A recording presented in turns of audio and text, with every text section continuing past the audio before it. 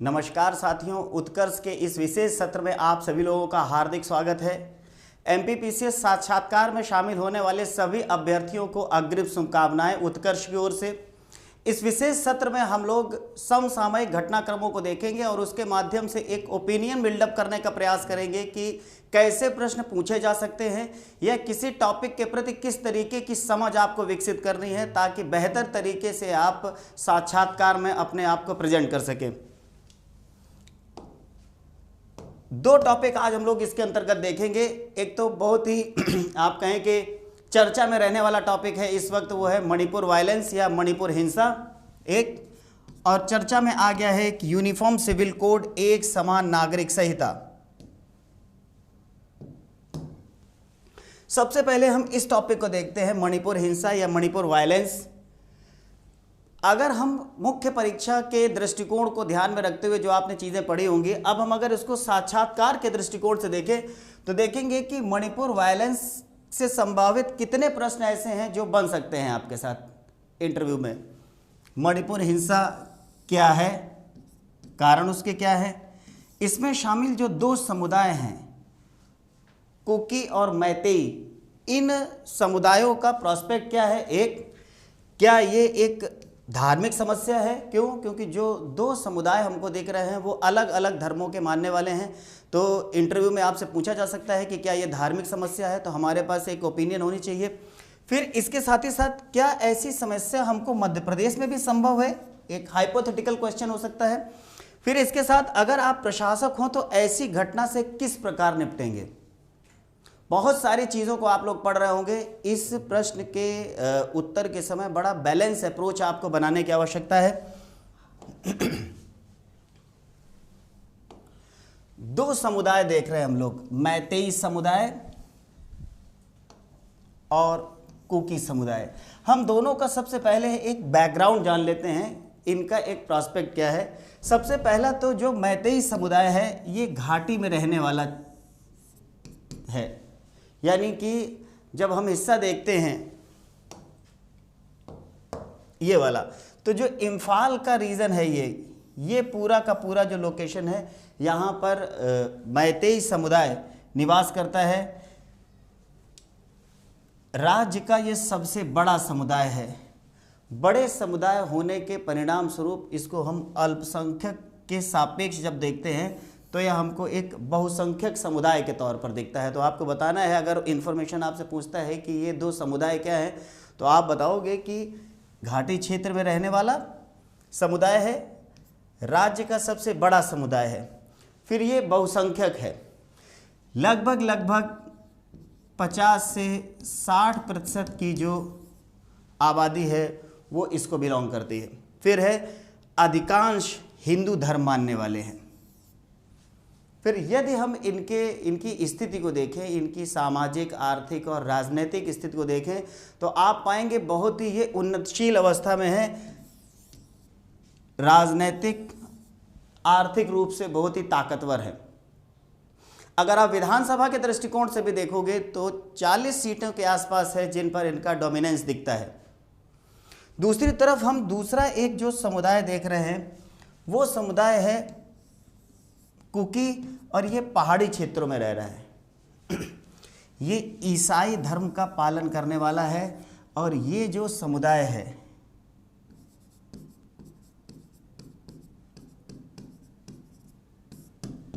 अल्पसंख्यक के तौर पर इसको आप देख रहे हैं। जब आप उस मैतेई समुदाय के सापेक्ष जब आप देख रहे हैं तब इसको कहीं ना कहीं ये कम दिखेगा। क्यों? क्योंकि एक कुकी समुदाय है, इसके साथ ही नागा समुदाय, बहुत सारे यहाँ पे जनजातियाँ हैं। करीब 35 जनजातियाँ ऐसी हैं जो नोटिफाइड है सरकार की तरफ से अनुसूचित जनजातियों के तौर पर। फिर ये है अफीम की खेती से, यानी कि ओपियम कल्टीवेशन से संबंधित हैं। ये सामान्यतः जंगलों में रहती हैं, पहाड़ी क्षेत्र का जो जंगली क्षेत्र वहाँ पर रहती हैं और वहाँ पर ये ओपियम की कल्टीवेशन करती हैं। विवाद की स्थिति कहाँ उत्पन्न हो रही है, सबसे पहले इसको जानने की आवश्यकता है, क्योंकि आपसे पूछ सकता है कि यह विवाद क्या है। तो विवाद के जब हम कारणों की तरफ जाएंगे तो विवाद के कारणों के रूप में हम लोग कुछ चीज़ों को देखेंगे। ये जो मैतेई समुदाय है ये बहुत लंबे समय से डिमांड कर रहा था मुझको अनुसूचित जनजाति का दर्जा दिया जाए। और इसकी वजह से इसने पिटीशन फाइल कर रखी थी और हाई कोर्ट ने यह निर्णय दिया कि जो मैतेई समुदाय है उसको अनुसूचित जनजाति की सूची में शामिल किया जाए, और यहीं से विरोध आप कहें कि स्टार्ट हो गया। ये जो समुदाय है, कुकी समुदाय, ये विरोध कर रहा है इस चीज़ का। क्यों? क्योंकि इसका मानना ये है कि यदि मैतेई समुदाय को अनुसूचित जनजाति का दर्जा मिल जाएगा तो उनके पहाड़ी क्षेत्रों में उनको प्रॉपर्टी परचेज करने के पॉइंट ऑफ व्यू से और भी अन्य तरीके का लेवरेज या एडवांटेज मिल जाएगा। तो ऐसी स्थिति में उनकी स्थिति पहले से ही कमज़ोर है इस समुदाय के सापेक्ष। यदि इसको और बढ़ावा मिल जाएगा तो कहीं ना कहीं ये और ताकतवर हो जाएगा और उसकी वजह से उनके अधिकार छिन जाएंगे कहीं ना कहीं। और इसी चीज़ को लेकर सबसे बड़ी समस्या खड़ी हुई है। एक पॉइंट तो ये है, इसके साथ ही साथ एक पॉइंट और भी है। वो पॉइंट ये है कि राज्य सरकार के ने एक निर्णय दिया और उस निर्णय के माध्यम से जंगल के क्षेत्रों में ये रह रहे हैं वहाँ से इनको बाहर निकाला गया है। सरकार का तर्क ये है कि ये बहुत सारे इलीगल एक्टिविटी में इन्वॉल्व हैं और उसमें मैक्सिमम जो प्रॉब्लम आ रही है इसी अफीम की खेती को लेकर आ रही है, क्योंकि ये अफीम की खेती को करते हैं। आपको ये भी पता होगा, एक है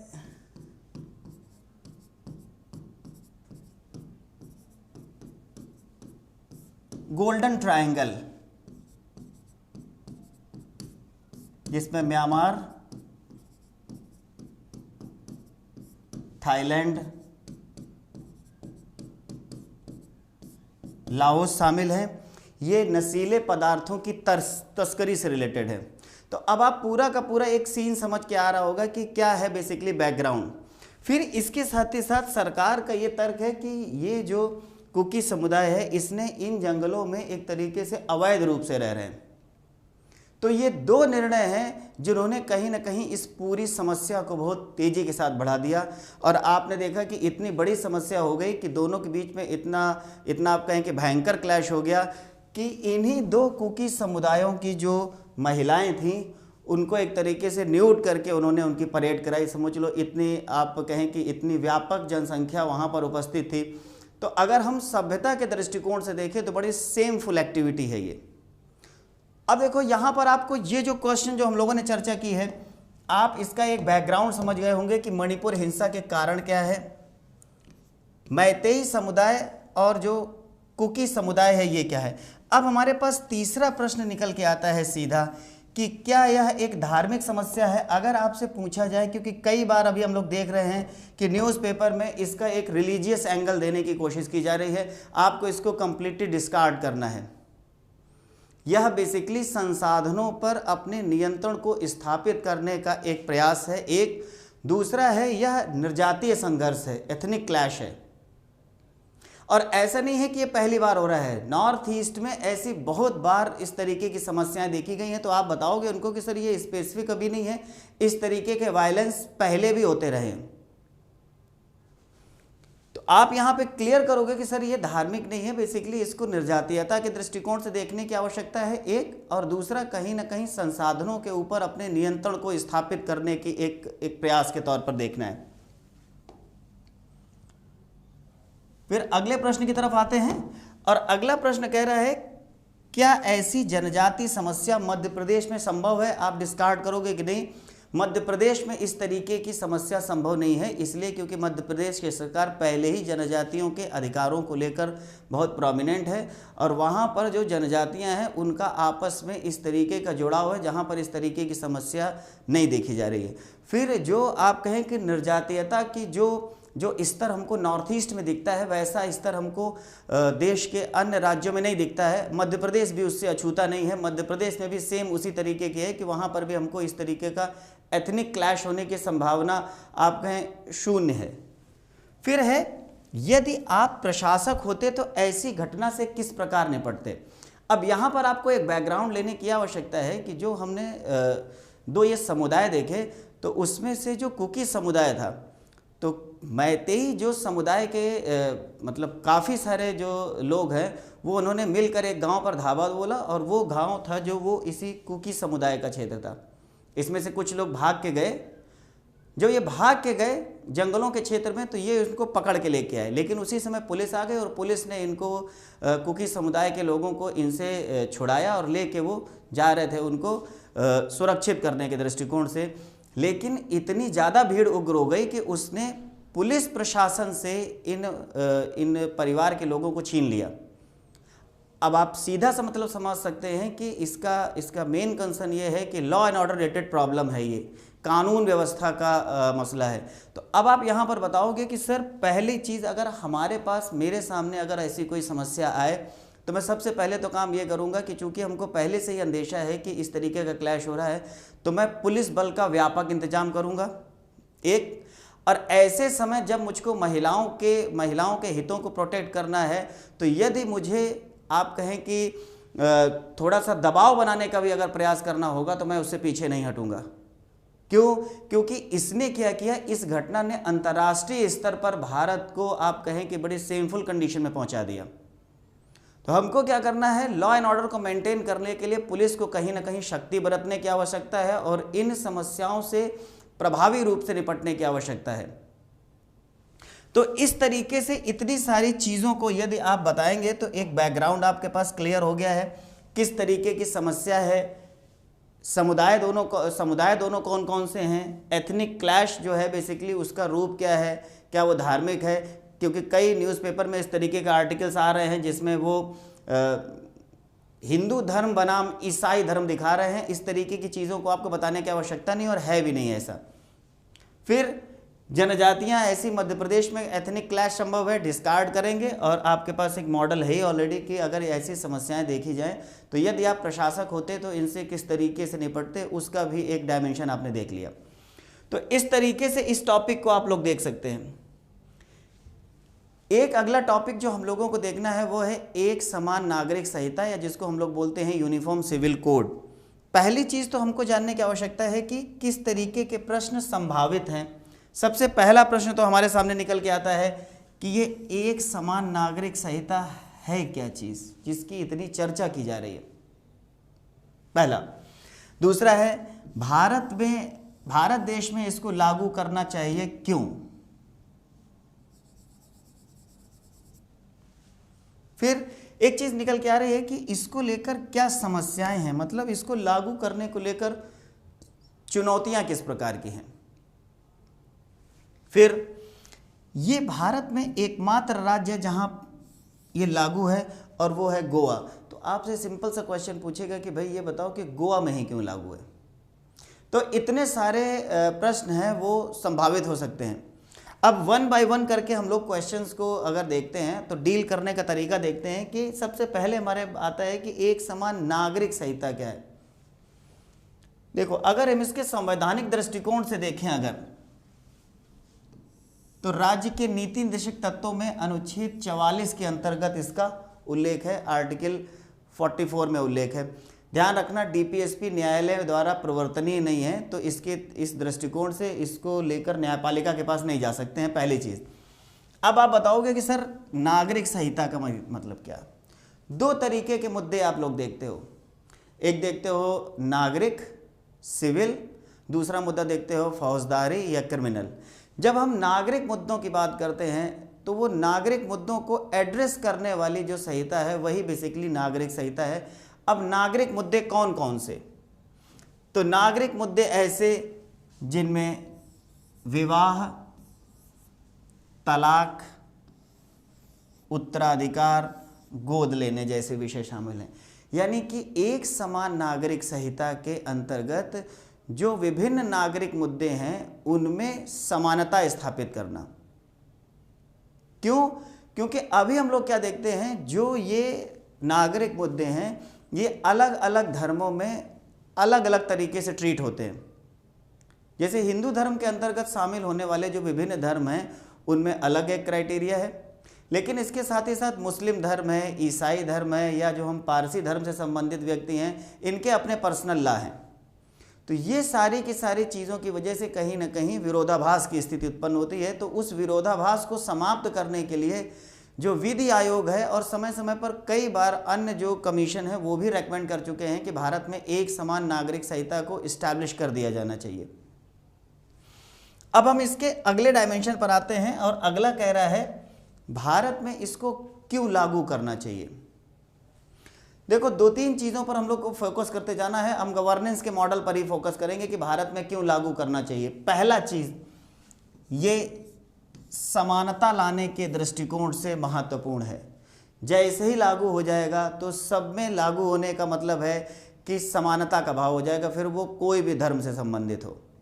यानी कि जो विभिन्न नागरिक मुद्दे हैं उनमें समानता आएगी, धार्मिक दृष्टिकोण से भी उनमें कोई भेदभाव नहीं होगा। तो दूसरा पॉइंट, धर्म के आधार पर भेदभाव को रोकने के दृष्टिकोण से हिंदू धर्म की महिला को जो अधिकार मिले हुए हैं वैसे अधिकार अन्य धर्म के लोगों की महिलाओं को भी मिल जाएं, ये कहीं ना कहीं का इसका प्रोस्पेक्ट है।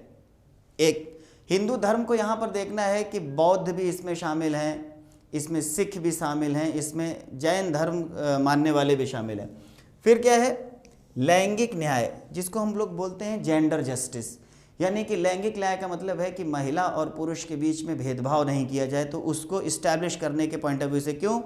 क्योंकि ये जो अधिकार हैं आप देखोगे इनको, ये अधिकार महिलाओं से प्रत्यक्ष तौर पर जुड़ जाते हैं, चाहे वो विवाह हो, चाहे वो तलाक हो या संपत्ति में अधिकार हो, ये सारे के सारे कहीं ना कहीं महिलाओं के दृष्टिकोण से इम्पॉर्टेंट है। तो अगर हम इसको इस्टेब्लिश कर देते हैं तो लैंगिक न्याय की संकल्पना को स्थापित कर सकते होंगे। एक दूसरा है ये लैंगिक संवेदनशीलता, जिसको हम लोग बोलते हैं जेंडर सेंसिटिविटी, उसके पॉइंट ऑफ व्यू से भी इम्पॉर्टेंट है। तो कहीं ना कहीं इन दोनों को बढ़ावा देने के दृष्टिकोण से भी एक समान नागरिक संहिता भारत जैसे देश के लिए इम्पॉर्टेंट है। फिर राष्ट्रीय एकीकरण को भी इससे बढ़ावा मिलेगा। यदि इस तरीके के भेदभाव को समाप्त कर दिया जाए तो कहीं ना कहीं नागरिकों के मध्य बंधुता की भावना का विस्तार होगा, और नागरिकों के मध्य बंधुता की भावना कहीं ना कहीं राष्ट्र की एकता और अखंडता को बढ़ावा देगी, जिससे कि राष्ट्रीय एकीकरण की संकल्पना को समर्थन मिलेगा। फिर न्यायिक निर्णय के दृष्टिकोण से भी महत्वपूर्ण है। न्यायपालिका के सामने जब इन जो विभिन्न मुद्दे हैं, नागरिक मुद्दे, इनसे संबंधित जब कोई भी उसके पास अगर इश्यू आता है तो उसको निर्णय देने में कहीं ना कहीं समस्या खड़ी होती है, और वो जो निर्णय देने में समस्या खड़ी होती है उसके दृष्टिकोण से या उसको निपटने के दृष्टिकोण से भी ये महत्वपूर्ण हो सकता होगा। इसीलिए आप देखोगे कई बार न्यायपालिका खुद ये चाहती है कि एक समान नागरिक संहिता को इस्टेब्लिश किया जाए। फिर इसका एक और बहुत बड़ा प्रभाव हो सकता होगा यदि इसको हम इस्टेब्लिश कर दें, तो वोट बैंक की राजनीति से निपटने में भी सहायक है। इसलिए क्योंकि कई पॉलिटिकल पार्टीज ऐसी हैं जो इसके नाम पर वोट मांगती हैं, इसके नाम पर या इसके विरोध के नाम पर, दोनों स्तरों पर आप लोग देखते हैं। तो यदि हम इसको इस्टेब्लिश कर दें तो कहीं ना कहीं जो वोट बैंक की पॉलिटिक्स है उससे भी निपटने में हमको सहायता मिलेगी। तो ये तो चीज़ हो गई कि भारत में इसको क्यों लागू करना चाहिए या हमें इसकी आवश्यकता क्यों है।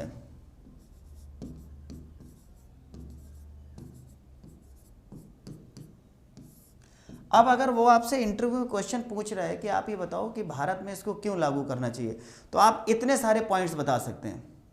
हमने कहीं कोई धर्म के साथ छेड़खानी नहीं की, हमने किसी भी डिस्प्यूटेड मटेरियल पर नहीं गए, हमने उसको प्योर एक जो समाज के दृष्टिकोण से और जो शासन व्यवस्था के दृष्टिकोण से और जो न्यायिक निर्णयों के दृष्टिकोण से है उसको हम लोगों ने बता दिया। हमने बता दिया कि ये समाज में समानता लाने का काम करेगा, ये धर्म के आधार पर जो भेदभाव है उसको रोकने का भी काम करेगा, लैंगिक न्याय और लैंगिक संवेदनशीलता जो कहीं ना कहीं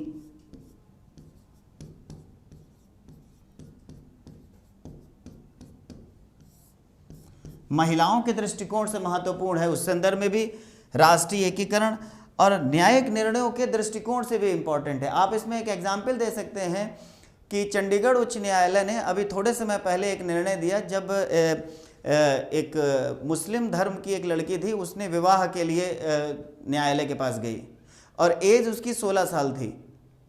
अब आप देखें कि अगर दूसरे धर्मों में देखें तो रोक दिया जाता है, लेकिन न्यायपालिका ने बोला चूंकि पर्सनल लॉ से निर्देशित है अतः उसको विवाह की परमिशन दे दी। अब आप ये सोचो कि अगर इस तरीके की अगर समस्याएं और आगे आते रहें तो न्यायपालिका को निर्णय देने में कहीं ना कहीं चुनौती होगी। तो इसने क्या किया, न्यायिक निर्णय के दृष्टिकोण से भी इंपॉर्टेंट है, आप एग्जाम्पल भी बता सकते हैं। फिर है वोट बैंक की पॉलिटिक्स है, उसमें दोनों को आपको बताना है, जो वोट इसको कहकर कि एक समान नागरिक संहिता लागू कर देंगे उनके ऊपर भी रोक लग जाएगी, और जो इसका विरोध करते हैं उन पर भी रोक लग जाएगी। अब अगर आपसे क्वेश्चन पूछे कि इसको लेकर समस्याएं क्या क्या हैं, तो पहली चीज है अनुच्छेद 25 के प्रावधानों के अंतर्गत जो धार्मिक स्वतंत्रता का अधिकार देता है, और ये चीज़ें कहीं ना कहीं जो अन्य धर्म के लोग हैं, चाहे वो मुस्लिम धर्म हो, चाहे वो ईसाई हों या वो पारसी हों, उनके जो पर्सनल लॉ हैं उनसे निर्देशित होता है। ध्यान रखिएगा, इस प्रश्न का उत्तर देते वक्त आपको धार्मिक आधार पर बहुत ज़्यादा फोकस करने की जरूरत नहीं है, साथ ही साथ किसी संप्रदाय विशेष को भी आपको इंगित करने की इशारा नहीं, आप इसको जनरल प्रोस्पेक्ट में लेके चलेंगे। फिर देखो, भारत में एक सांस्कृतिक विविधता है, और जो भारत की ये सांस्कृतिक विविधता है उसको कहीं ना कहीं जो ये प्रोस्पेक्ट हैं ये सब संभाल के रखते हैं। तो यदि हम एक समान नागरिक संहिता को लागू करने का प्रयास करें या लागू कर दें, तो ये जो सांस्कृतिक विविधता है, ये सांस्कृतिक विविधता प्रभावित हो सकती है, इसलिए क्योंकि इसी संस्कृति में धर्म का एक पार्ट शामिल है, और धर्म क्या है? जीवन जीने की कला है एक तरीके से। तो पूरी की पूरी व्यवस्था पर ही प्रश्न चिन्ह लग सकता है। फिर एक और बहुत बड़ी चीज है, सांप्रदायिक सौहार्द को बाधित करने की ये क्षमता रखती है। यदि इसको लागू करने का प्रयास किया जाए तो कहीं ना कहीं सांप्रदायिक सौहार्द बिगड़ जाएगा, और उसकी वजह से कहीं ना कहीं लॉ एंड ऑर्डर की जो प्रॉब्लम है वो भी सामने आ सकती है। तो आप इतनी सारी चीजें बताओगे। अब अगर आपसे पूछे कि गोवा में ही इसको क्यों लागू किया है,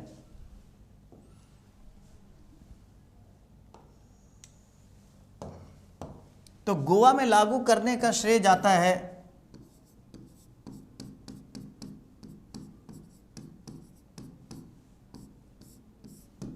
पुर्तगालियों ने। देखा होगा कि पुर्तगालियों ने जो यहाँ पर जब आए वो तो भारतीयों के साथ विवाह को उन्होंने प्रोत्साहन दिया। अब अगर भारतीयों के साथ वो विवाह को प्रोत्साहन दे रहे हैं और उससे अगर कोई संतान उत्पत्ति हो रही है, संतान आ रही है अगर, और यदि उसको राइट नहीं मिलेंगे तो क्यों भारतीय विवाह करने के लिए उत्साहित होंगे? तो उन्होंने क्या किया, उन्होंने इसको इस्टेब्लिश कर दिया एक समान नागरिक संहिता को, और वहाँ से ये कंटिन्यू होते हुए आ गई।